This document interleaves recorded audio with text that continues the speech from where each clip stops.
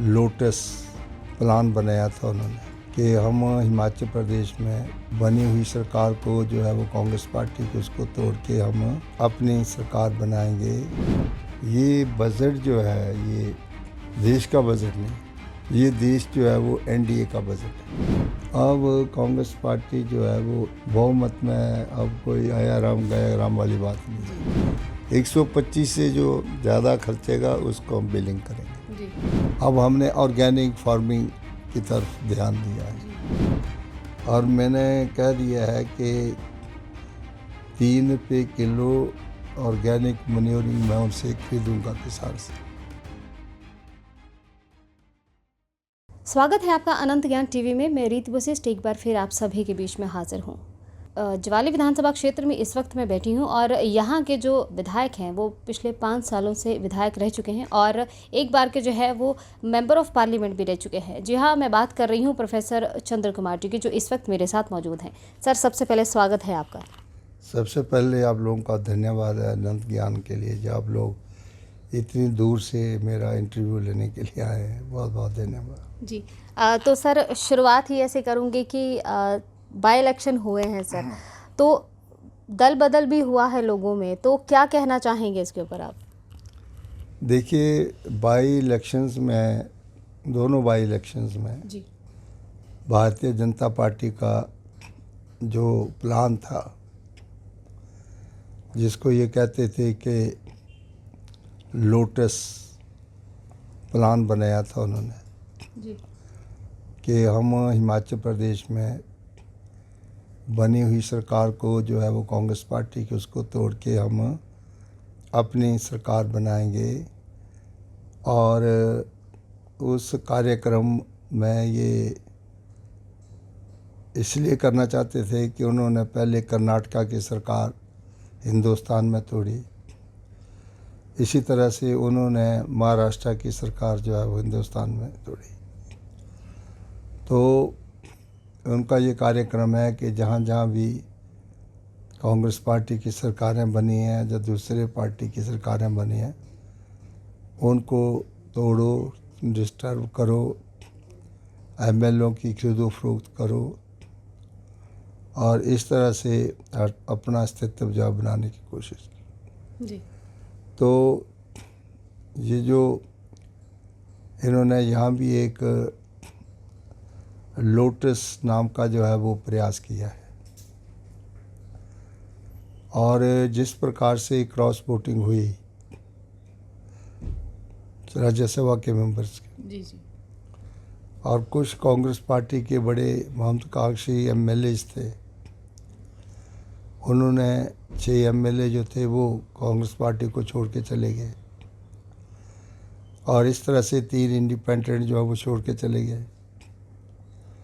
और इनकी सोच थी कि हम दल बदल करवाएंगे और हिमाचल प्रदेश में बनी हुई सरकार है उसको तोड़ेंगे और भारतीय जनता पार्टी की सरकार बनाएंगे। और भारतीय जनता पार्टी का जो असली चेहरा वो सामने आ गया। कांग्रेस पार्टी से त्यागपत्र दिया और अपनी सदस्यता से भी त्यागपत्र दे के वो भारतीय जनता पार्टी के चुनाव चिन्ह के ऊपर चुनाव लड़ा। इससे साबित होता है कि ये सारे का सारा जो चक्रव्यूह उन्होंने रचा उसमें भारतीय जनता पार्टी का आता है, क्योंकि उनके टिकट के ऊपर चुनाव लड़ा और उन 6 में से 4 सीटें कांग्रेस पार्टी जीती और 2 सीटें जो थी भारतीय जनता पार्टी जीती। और उसके बाद इंडिपेंडेंट को तो ज़रूरत ही कोई नहीं थी चुनाव, मतलब उसको उनके दोनों हाथ में लड्डू थे, वो बीजेपी में भी जा सकते, कांग्रेस में भी रह सकते जी। इंडिपेंडेंट भी रह सकते थे, उनको तो कांग्रेस की वो सपोर्ट कर रहे थे। और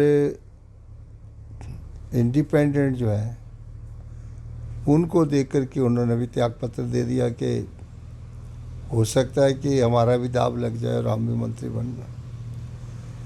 और उनका दाव भी जो है वो उल्ट बैठा जी।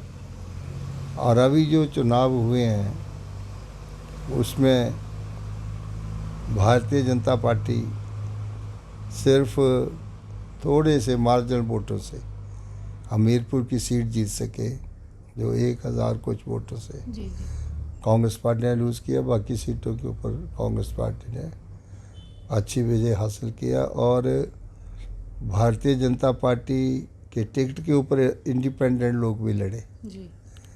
तो अब तो बिल्कुल स्पष्ट है कि ये जो भारतीय जनता पार्टी ने एक सरकार चुनी, सरकार डी-स्टैब्लिश करने का प्रयास किया है, वो उसका उनका घिनौना चेहरा जो है सामने आ गया। तो सर लोकसभा चुनावों में ऐसा क्या हो गया था, क्योंकि लोकसभा के चुनाव में तो चारों सीटें बीजेपी को चली गई। लोकसभा का चुनाव एक तो हमारे प्रत्याशी जो थे उनका बड़ा लेट फैसला हुआ और लोकसभा के साथ जो थी वो 6 विधानसभाओं की भी वोटिंग थी। तो लोगों ने लोकसभा की तरफ कम ध्यान दिया और विधानसभा की तरफ ज़्यादा ध्यान दिया। और लोग कहते हैं कि विधानसभा ज़रूरी है, लोकसभा ज़रूरी नहीं है। तो मतलब कांग्रेस का यही था कि उस तरफ ज़्यादा ध्यान गया है आप लोगों का। ये भी एक बहुत बड़ी कमी रही है, खास करके चारों सीटों के ऊपर कांग्रेस पार्टी की टैली बड़ी तो है। जैसे कि हमारा अपना कांगड़ा चंबा चुनाव क्षेत्र था, 4.5 लाख के मार्जिन से वो सीट भारतीय जनता पार्टी ने जीती थी जी। आज वही सीट जो है भारतीय जनता पार्टी 2.5 लाख में जीती है, लेकिन हम सीटें जीतने में सक्षम नहीं हुए। एक तो हमारे कैंडिडेट जो थे वो लीड डिक्लेयर हुए, उन्होंने ग्राउंड वर्क नहीं किया हुआ था, वर्कर्स ने भी कभी उनके चेहरे नहीं देखे थे, उन्होंने भी ग्राउंड वर्क नहीं किया था। हमीरपुर सीट जो है उसमें हमारा प्रत्याशी जो था वो अपना विधानसभा का इलेक्शन लूज़ कर गया था, तो वो भी लोगों के लिए नया चेहरा था, क्योंकि हमीरपुर वगैरह में चेहरे तो तब होते हैं जब वो किसी एमएलए के इलेक्शन में गए हों, किसी एमपी के इलेक्शन में गए हों, लोगों से राब्ता हो। तो ये सबसे बड़ी विडंबना रही है कि एक तो लेट कैंडिडेट डिक्लेयर हुए, वैसे दूसरे के हमारे कैंडिडेट जो हैं उनका ग्राउंड वर्क नहीं था। इसी तरह से हमारे जो कार्यकर्ता थे उनका वो एमपी की तरफ उनका ध्यान बड़ा कम था जी। तो कई फैक्टर्स थे जिसकी वजह से, और कांग्रेस पार्टी चारों लोकसभा की सीटें। और आपने ठीक पूछा कि ये जो सीट थी लोकसभा की जो मेरे पास रही है 2005-4 से लेके 2009 तक आपके पास रही है। उसके बाद कांग्रेस का कोई प्रत्याशी नहीं जीता जी। इसी तरह से आज 35 साल से हमीरपुर की सीट जो है भारतीय जनता पार्टी के पास है जी। और वहाँ से कोई प्रत्याशी नहीं जीता। इसी तरह से पिछली बार प्रतिभा सिंह काफ़ी मार्जिन से सीट जीती थी, लगातार 2 बार जीती, लेकिन विक्रमादित्य जो है वो 50,000 के लगभग वोटों से हार गया। इस तरह से हमारी रिजर्व सीट जो थी वो भी कृष्णदास सुल्तानपुरी तब तक चुनाव लड़ता रहा जी। तब तक वो सीट हमने जीती। उसके बाद कांग्रेस पार्टी ने वो सीट हारी। बाकी भी लोगों का मत भी है कि मोदी लहर थी। मैं क्या, अगर मोदी लहर होती तो कांग्रेस पार्टी उस वक्त 40 सीटें न जीतती। तो ये कुछ फैक्टर्स थे जिसकी वजह से। आपने मोदी सरकार की बात की ना, तो अभी जो बजट पेश हो रहा था केंद्र में, तो वहाँ पर हिमाचल प्रदेश की बात नहीं की गई, तो इस पे क्या कहना चाहेंगे आप? और दूसरा सवाल मेरा आपसे ये रहेगा कि जो कांग्रेस जो है यहाँ की विधानसभा क्षेत्र की जो सरकार है हमारी हिमाचल की, तो उन्होंने 300 यूनिट बिजली फ्री करने की बात की थी। अब जो 125 मिल रही थी वो भी बंद कर दी गई है, तो इनको आप किस तरह से देखते हैं और क्या कहना चाहेंगे? देखिए, ये जो आपने ये पूछा है कि इस चुनाव में जो बजट पेश किया गया था, जो तीसरी टर्म है भारतीय जनता पार्टी की और हमारे प्रधानमंत्री श्री नरेंद्र मोदी की, जी मुझे भी सांसद के रूप में काम करने का मौका मिला है। हमने कई बजट देखे हैं। जब मिनिस्टर था उस वक्त भी बहुत से बजट जो थे वो पार्लियामेंट में, पहली बार अपोजिशन इकट्ठी होके बजट का विरोध हुआ है। ये 1952 से लेकर के जब चुनाव हो रहे हैं, कभी भी अपोजिशन इकट्ठी होके बजट का विरोध नहीं करती थी और वॉकआउट नहीं करती थी। मतभेद हो सकते हैं, लेकिन जो फेयर डिस्ट्रीब्यूशन है स्टेट्स को, वो नहीं मिला। चाहे वो जीएसटी के गुड्स एंड सर्विसेज टैक्स है या दूसरे टैक्स हैं, उससे बहुत से जो है वो स्टेट्स वंचित हुए हैं जहाँ पर कांग्रेस पार्टी की सरकार नहीं या अपोजिशन की सरकार है। और हिंदुस्तान के इतिहास में ये पहली मर्तबा हुआ कि पूरी की पूरी अपोजिशन जो है उसने यूनियन बजट का बाइकआउट किया। ना कभी नहीं मैंने देखा। अंदर ठीक है, मतभेद होते हैं, बहस होती है, अपने शुक्वे गिले होते हैं, अपनी स्टेट्स के बारे में रखते हैं, हमारे जो हम बजट में कम है, हमारे पर्स कम आए हैं, हमारे नॉन प्लान बजट बढ़ गए हैं, प्लान बजट जो है उससे हम सैलरीज कंपोनेंट देने जा रहे हैं। तो ये बातें हमारी अंदर बहस होती है तो उसको करते हैं। और जहाँ तक अपोजिशंस ने इसका बाइकआउट किया है, हिमाचल प्रदेश की स्टेट को कुछ भी नहीं मिला है। अब ये चाहे कितने भी बड़ी बड़ी बातें करें कि हमने रेलवे के लिए जो है वो एलोकेशंस कर दिया है। आप मुझे बताइए कि नारायण चंद प्राशर जो था, जब वो मेंबर पार्लियामेंट था, उस वक्त दंगल तलवाड़ा रेलवे लाइन जो ब्रॉड गेज बनने का प्रस्ताव पारित हुआ, और उस वक्त ललित नारायण मिश्र जो कि बिहार से थे, और नारायण चंद प्राशर जो था उस वक्त रेलवे कमेटी का मेंबर था, और उस वक्त ये रेलवे ट्रैक जो था वो सैंक्शन हुआ। आप अंदाज़ा लगाइए 55 साल में ये रेलवे ट्रैक जो है वो तलवाड़ा नहीं पहुंच सका।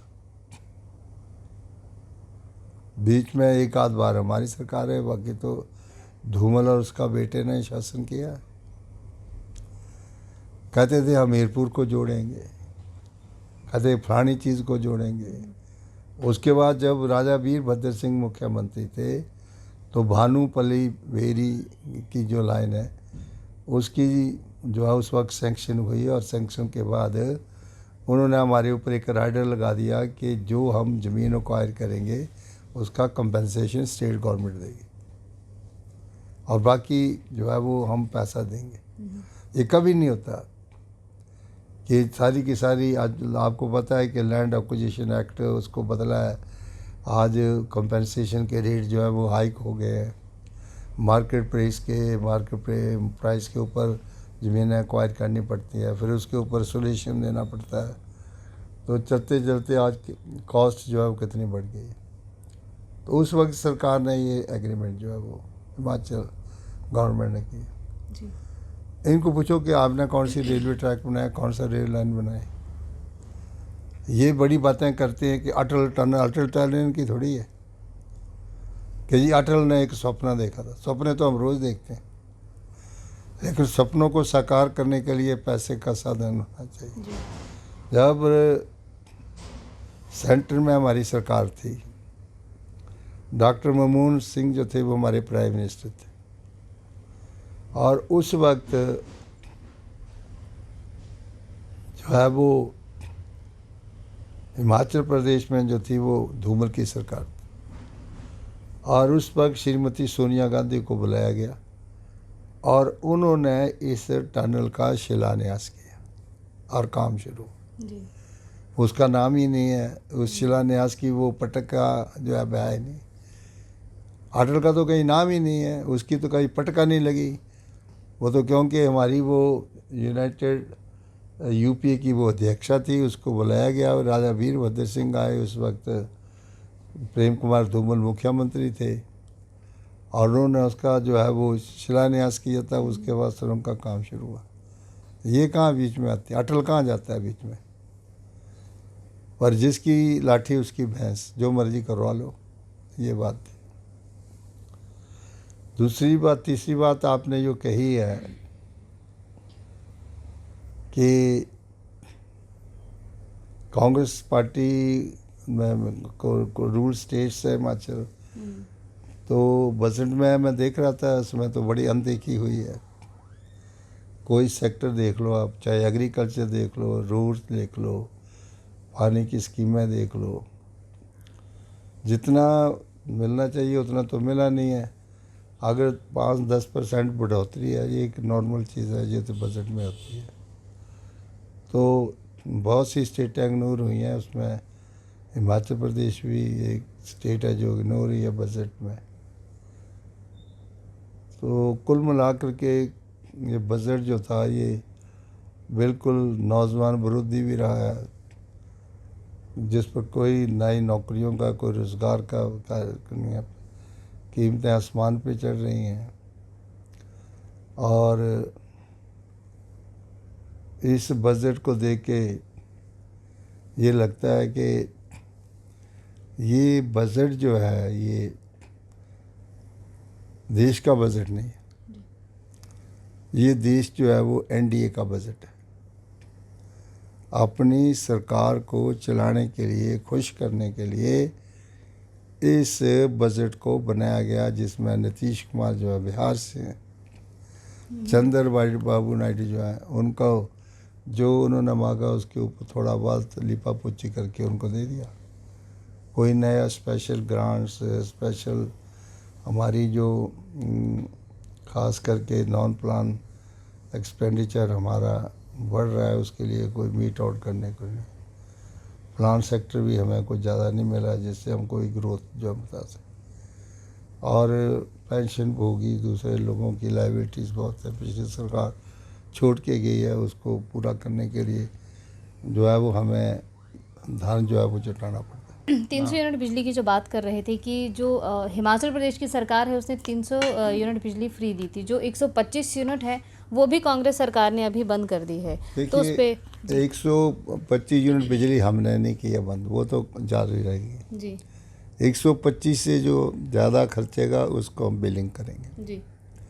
आईआरडीपी परिवार, दूसरे प्रॉपर्टी, लो प्रॉपर्टी परिवार जो है, इस प्रकार के परिवारों को एग्जम्प्ट किया गया है।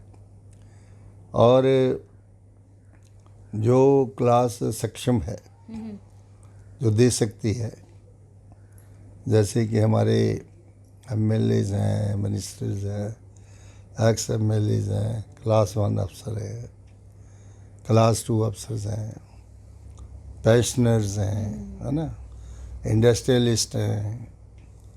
तो एक ऐसी क्लास है, एलीट क्लास, उनको कंसेशन का क्या मतलब है? जी। They should put their bill.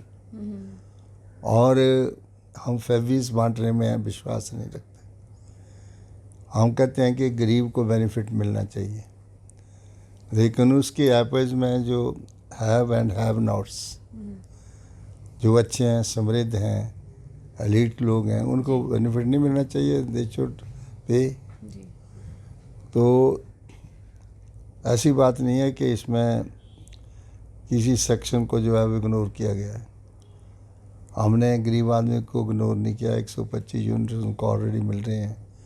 IRDP परिवारों को उसमें से पूरा रिलीफ मिलेगा। दूसरे बिलो प्रॉपर्टी लाइन को मिलेगा, एसटी को मिलेगा, एससी को मिलेगा। ये तो एलीट टाइप के लोग हैं, उनको जो है वो बिल पे करना पड़ेगा। कृषि विभाग आपके पास है सर, तो एक धान और मक्के की फसल में अभी फॉल आर्मी वर्म लग रहा है सर, तो उसके लिए किस तरह से देख रहे हैं इस वक्त प्रावधान है? देखिए, ये जो एग्रीकल्चर जो है ये तो कुदरत के ऊपर निर्भर करती है। तो जिस तरह से क्लाइमेटिकल चेंजेस, बड़े ड्रास्टिक चेंजेस आ रही हैं, उस तरीके से हम अपना सोइंग सीज़न जो है उसको कोपे नहीं कर सकते। कभी मानसून जल्दी आ जाती हैं, कभी मानसून लेट आती हैं,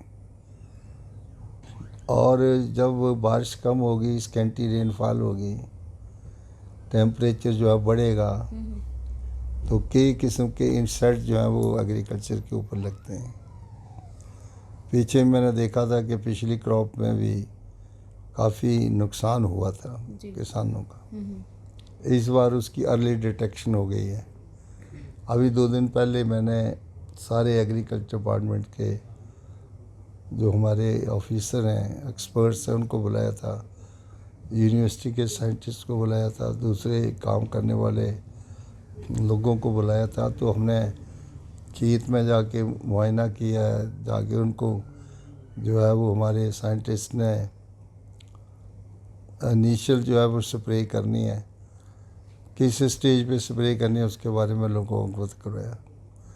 लेकिन इन चीज़ों के लिए बड़ी वाइड पब्लिसिटी चाहिए, प्रेस है, मीडिया है, गोष्ठियाँ हैं, पंचायतों में जा कर के किस प्रकार से एक जनरल मूवमेंट जो है वो बहुत ज़रूरी है जी। तब जा कर के हम अपनी फसलों को और कई रोकथाम कर सकते हैं। तो इस संदर्भ में काफ़ी लंबी चौड़ी हमारी बातचीत हुई है, सभी अफसर को लगाया, और मैं पर्सनली भी मॉनिटर कर रहा हूँ कि इसका डैमेज कंट्रोल जो है वो किस तरह से हम कर सकें। तो वो सारा कार्यक्रम चला हुआ। जी। सरकार की तरफ से सर जो गाय और भैंस पालक हैं उनसे जो है हर रोज़ का 10 लीटर जो है वो प्रति 80 और 100 रुपए की बात हुई थी, वो स्कीम भी अभी तक सर चालू नहीं हुई है, ना ही गोबर की हुई है चालू सर। नहीं, उसमें हमने किसान का जो दूध है भैंस का और गाय का वो अलग अलग करके जी। उसके प्राइसेस जो है वो डिटरमिन कर रही है। अब हम गाय का दूध 45 रुपये ले रहे हैं जी। और भैंस का दूध 55 रुपये ले रहे हैं, और हर एक परिवार है उससे मिनिमम 10 लीटर दूध हम प्रोक्योर कर रहे हैं जी। और ज़रूरत पड़ी तो हम ज़्यादा भी लेंगे। अभी तक हमारा प्रोजेक्ट जो है वो ढगवार का जो कारखाना है वो अभी मॉडलिंग हो रही है, नया बन रहा है। तो जब तक ये है तो इसकी कैपेसिटी इतनी ज़्यादा नहीं है। तो जब नया कारखाना बन जाएगा तो दूध की मात्रा ही बढ़ जाएगी और उस तरह से हम उसको करेंगे। जी। और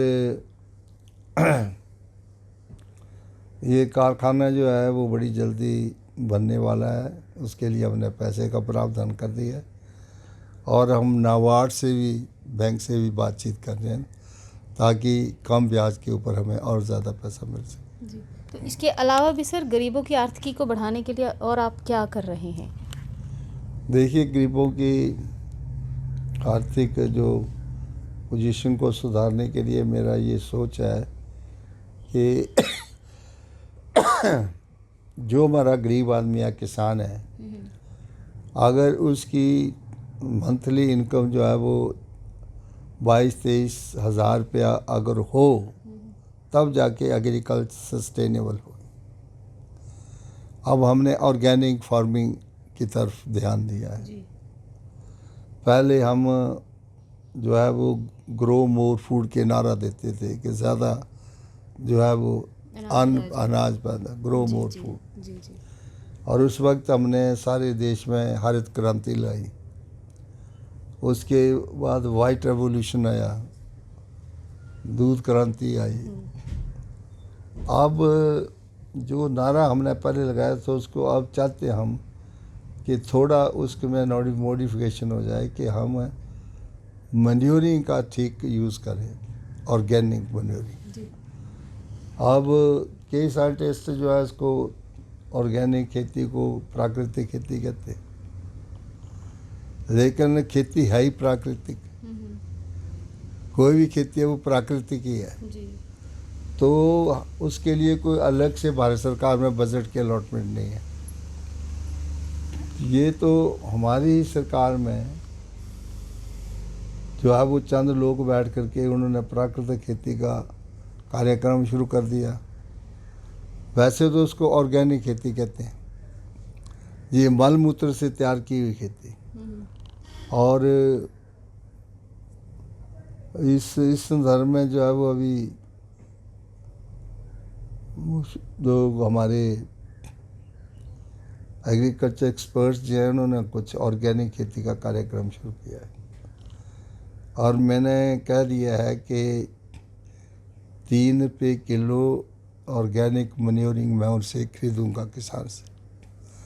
उसके मैंने टेंडर जो है वो फ्लोट कर दिए, और हमने बाहर की पार्टीज जो है उसको काम को करना चाहती हैं, तो हम 1 किलो के ऊपर 4 से 5 रुपये उसकी वेट करने के, पैकिंग करने के, और बैग्स भी वही देंगे, और उनको सीलिंग करने का, कैरेज करने का और स्टॉकिंग करने का पूरा काम प्राइवेट संस्था को दे रहे हैं। जी।